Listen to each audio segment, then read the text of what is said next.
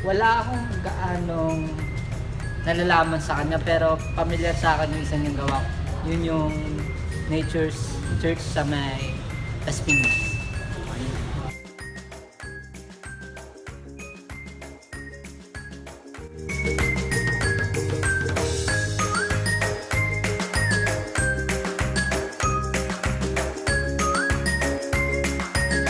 Francisco Bobby Manosa is known as the proponent of Filipino architecture.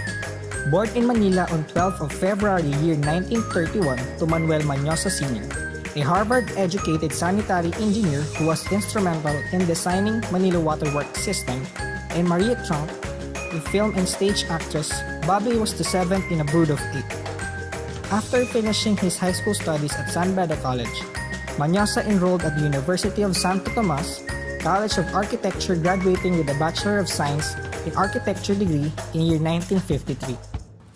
Here at the picture, you could see architect Francisco Bobby Manosa at the Alabang Town Center exhibit with his children, Jello, Bambi, and Dino.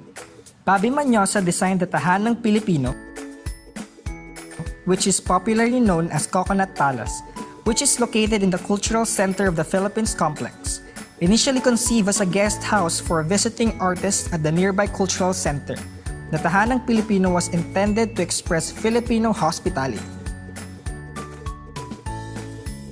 Other than the Coconut Palace, and being a devout Catholic and a deeply religious man, Manosa is also known for his ecclesiastical works as the St. Joseph Parish Church in year 1976, better known as the Las Piñas Bamboo Organ Church.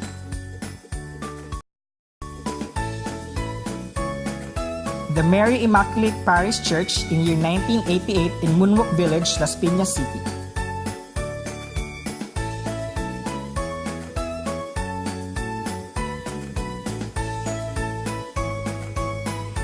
And the Shrine of Mary Queen of Peace in year 1989, better known as the Ezra Shrine in Ortigas Center.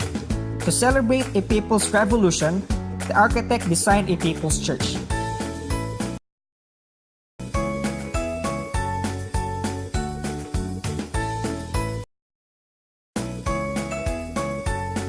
Manosa also designed the LRT-1 stations in the early 1980s, during the time of the train line constructions.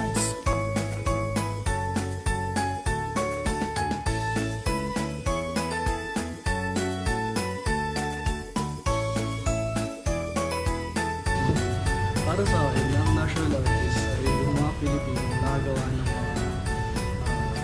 mga art na naiaambag nila sa ating bansa. Para sa akin, yung national artist is yung mga taong nakaambag or nagbigay ng significant influence sa larangan ng arts. Para sa akin, ng national artist is an award na binibigay sa isang individual na nagkaroon ng contribution sa larangan ng paglikha. Naibibigay ito sa pamamagitan ng isang ordinansa na panukal.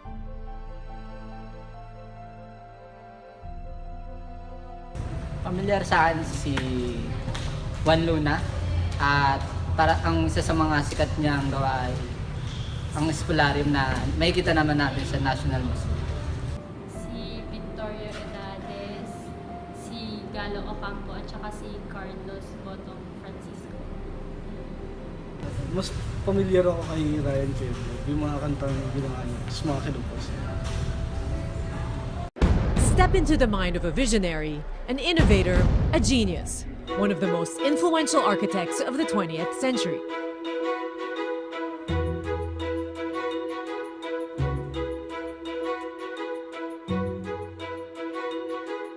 In a lifelong journey that has spanned more than 8 decades, Bobby Manosa has forged a truly contemporary Filipino architecture. One that is rooted in the past, but looks fearlessly toward the future.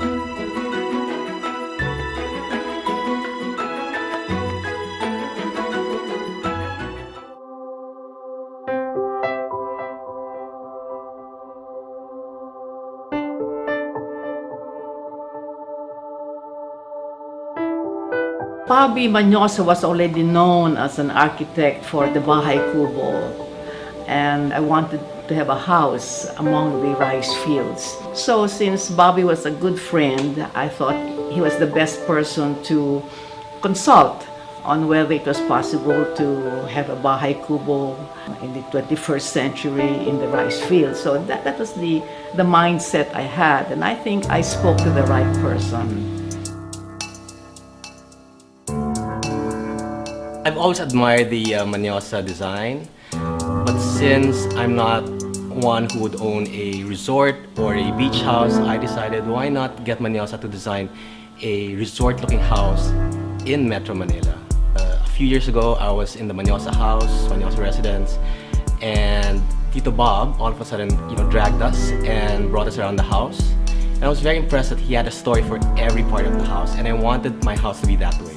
That's always been a dream since childhood. To have a house with a spiral stairway, you should see the spiral stairway designed by the group of architect Bobby Manosa. Because we're very satisfied with him, we even recommend him to our other clients, we being in the construction industry. I said, Jello, we have a son who does therapy, and I want to have a fun room where he won't even mind the therapy. And he got so into it, telling me about the time his parents took him to a place wherein he had to hold this thing and glide. And we were also happy with it, and he also got emotional because we were so emotional about our child.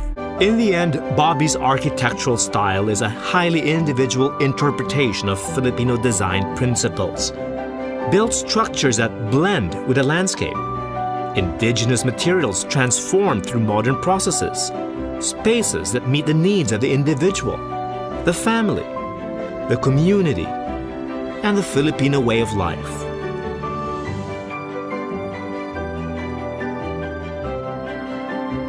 One eye must see architecture, the other one must feel. There's no other way you can design Pinoy. You must feel it, you must know you are a Filipino. By the turn of the millennium, Bobby Manosa could proudly proclaim, "I design Filipino, nothing else." At the top of his game, he could champion the cause to which he had devoted the better part of his life. A more friendly, enlightened, and relevant architecture. A distinctly Filipino architecture. To talk to Manosa, architecture scholar Robert Powell said, is to be caught up in the zeal of an architect with a mission in life and a fervent desire to change the world for the better.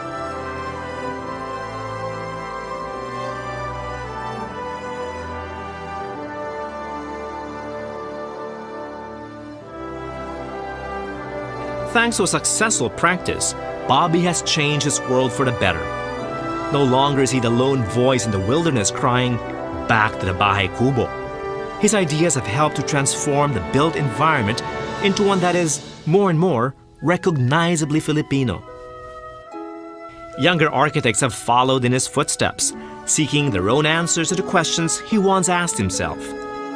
Not why Filipino, for there was never any doubt in his mind, but what is Filipino?